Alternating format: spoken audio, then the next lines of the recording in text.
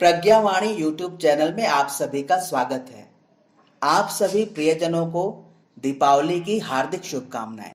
आज का हमारा शीर्षक है स्वच्छता व संयम के प्रतीक दीपावली को फूहड़ न बनाएं। तो आइए जानते हैं दीपावली के पीछे छिपे हुए संदेश को इस वीडियो के माध्यम से। आपसे निवेदन है कि इस वीडियो को अंत तक जरूर देखें।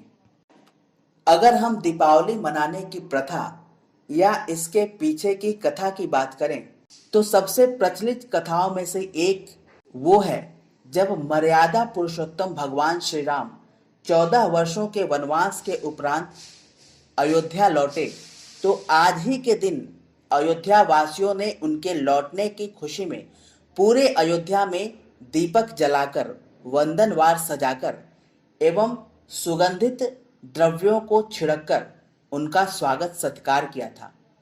श्री रामचरितमानस के उत्तरकांड में इसका सविस्तार वर्णन है। वैदिक काल से इसी रीति नीति से हम भारतीय दीपावली का पर्व मनाते आए हैं। श्री राम के युग से वैदिक काल और उसके बाद के काल में पटाखे जलाने का कहीं कोई वर्णन प्राप्त नहीं होता। दीपावली अर्थात स्वच्छता, दीपावली और स्वच्छता ये दोनों एक दूसरे से इतने हिले मिले हैं, इतने जुड़े हुए हैं कि अगर दीपावली को स्वच्छता का पर्याय कहा जाए तो इसमें कोई अतिशयोक्ति नहीं होगी। पूरे भारतवासी और खास करके सनातन धर्म मानने वाले दीपावली के अवसर पर साल में कम से कम एक बार घरों की सफाई अवश्य करते हैं, स्वच्छता का पालन करते हैं। ऐसा माना जाता है कि स्वच्छता में ही ईश्वर का निवास है। मां लक्ष्मी को भी स्वच्छता बहुत प्रिय है। माता लक्ष्मी के स्वागत के लिए हर भारतीय दीपावली के दिन अपने घर को स्वच्छ सुंदर बनाकर उनके स्वागत के लिए तैयारी करता है। परंतु यह एक विडंबना ही है कि लक्ष्मी पूजन के दिन से ही हर भारतीय, हर सनातनी देवी लक्ष्मी का अपमान करना शुरू कर देता है। दीपावली के पूजा में लक्ष्मी के साथ गणेश का भी पूजन किया जाता है। गणेश पूजन इसलिए ताकि हम अपने सद्बुद्धि का प्रयोग कर धन के सदुपयोग को समझ सकें। मां लक्ष्मी के कृपा से जो हमें धन प्राप्त हुआ उसका हम दुरुपयोग न करें, इसीलिए हम गणेश का पूजन करते हैं। लेकिन वास्तव में हम लक्ष्मी गणेश का पूजन का सही अर्थ समझ नहीं पाते और अंधश्रद्धा में अनाप शनाप कुछ भी करते हैं और चाहे अनचाहे लक्ष्मी और गणेश दोनों का ही अपमान शुरू कर देते हैं। दीपावली के दिन भारतीय हजारों करोड़ रुपए के पटाखे जलाते हैं। क्या यह पटाखों को जलाना नोटों को जलाना नहीं है? क्या इस तरह से नोटों को आग लगाना मां लक्ष्मी का अपमान नहीं है? पटाखों को जलाने से ध्वनि प्रदूषण, वायु प्रदूषण तो होता ही है, साथ ही साथ पूरे मोहल्ले में, गली में, चौक चौराहों पर चारों ओर अस्वच्छता का, फुहड़ता का साम्राज्य नजर आता है। चारों ओर पटाखे के कचरे गिरे नजर आते हैं। क्या दीपावली एक दिन की स्वच्छता का नाम है? क्या केवल एक दिन के प्रतीक पूजन से मां लक्ष्मी आएंगी? अगर दिवाली में प्रदूषण की बात करें तो एक रस्सी बम 500 सिगरेट के बराबर धुआं पैदा करता है। इस तरह से अगर एक सिगरेट 11 मिनट की जिंदगी कम करता है तो एक रस्सी बम अर्थात 500 सिगरेट 3 से 5 दिन तक हमारी जिंदगी को कम करता है। एक फुलझड़ी 200 सिगरेट के बराबर धुएं पैदा करता है। अगर हम केवल 5 फुलझड़ी ही छोड़ते हैं तो 1000 सिगरेट के धुएं के बराबर धुआं हमारे फेफड़ों में जाता है। अगर दिवाली के दौरान हम प्रदूषण की बात करें तो एयर क्वालिटी इंडेक्स यानी AQI के आंकड़ों पर गौर फरमाना जरूरी होगा। AQI के इंडेक्स के अनुसार 0 से 50 तक का आंकड़ा अच्छा है, 50 से 100 तक संतोषजनक 100 से 200 तक मॉडरेट, 200 से 300 तक खराब, 300 से 400 तक बहुत खराब और 400 के ऊपर खतरनाक स्तर तक पहुंच जाता है।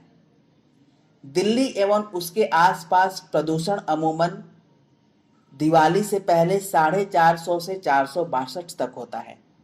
अगर हम पिछले साल के आंकड़ों की बात करें तो दिल्ली का AQI यानी एयर क्वालिटी इंडेक्स पिछले साल दिवाली के बाद 999 के पार चला गया था। एयर क्वालिटी इंडेक्स मशीन का कांटा 999 पर जाकर रुक गया था क्योंकि उसका मैक्सिमम लिमिट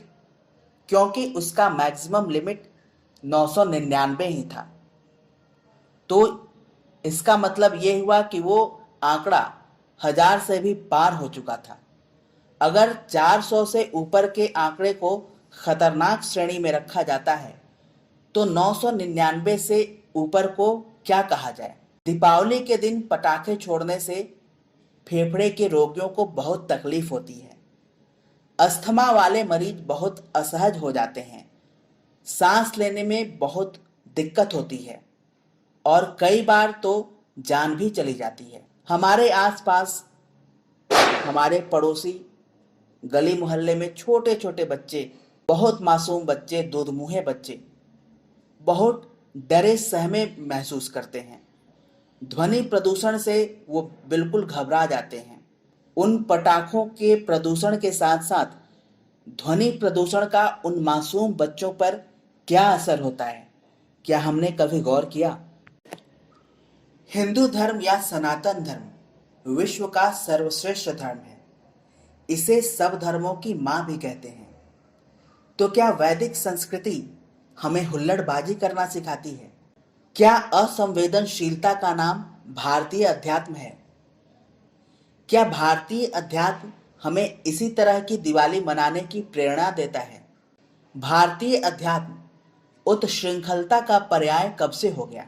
यह प्रश्न हर उस भारतीय से है जो दिवाली के नाम पर पटाखा जलाने का समर्थन करने के लिए बेतुके तर्क करते हैं, जैसे फलाना धर्म में यह होता है, उस धर्म में ऐसे होता है, तो हम ही कॉम्प्रोमाइज क्यों करें, हम तो ऐसे ही मनाएंगे, यह हमारा स्वतंत्रता है, यह हमारी स्वतंत्रता का हनन है, यह हिंदुओं का अपमान है। पटाखा छोड़ने वाली छोटी छोटी बातों को हम सनातन धर्म जैसे महान धर्म के अपमान से, मान अपमान से जोड़ लेते हैं। इन उत्शृंखल शरारत को हमने धर्म से जोड़ रखा है। सनातन धर्म बहुत महान और बहुत गहराई लिए है। ना जाने पटाखे छोड़ना दीपावली मनाने का प्रतीक कब से बन गया। भारतीय अध्यात्म तो शांति का समर्थक है। वैदिक मंत्रों में तो अंतरिक्ष, वृक्ष, वनस्पति, पहाड़, नदियों सबके लिए शांति की कामना की गई है। ओम द्यौः शांति अंतरिक्ष गोम शांति, पृथ्वी शांति, रापः शांति, औषधयः शांति, वनस्पतयः शांति, विश्वे देवः शांति, ब्रह्म शांति, सर्वगम शांति शांतिरेव शांति, सामा शांतिरेधि। ओम शांति शांति शांति सर्वारिष्टसु शांतिर्भवतुम। उपरोक्त श्लोक से स्पष्ट है कि भारतीय धर्म संस्कृति में कहीं भी उदंडता का, उत्शृंखलता का, स्वच्छंदता का स्थान ही नहीं है। आइए इस दीपावली से हम सब शपथ लें कि हम भारतीय अपने त्योहारों को इतनी सादगी और सज्जनता से, संवेदनशीलता के साथ मनाएं कि दूसरे धर्म वाले भी हमसे प्रेरणा लें। आइए हम इस दीपावली में शपथ लें कि हम वैदिक रीति से दीपक जलाकर, वंदनवार सजाकर दीपावली मनाएंगे। आइए मनाते हैं संवेदनशील दीपावली, स्वच्छ दीपावली, सुंदर दीपावली, शुभ दीपावली।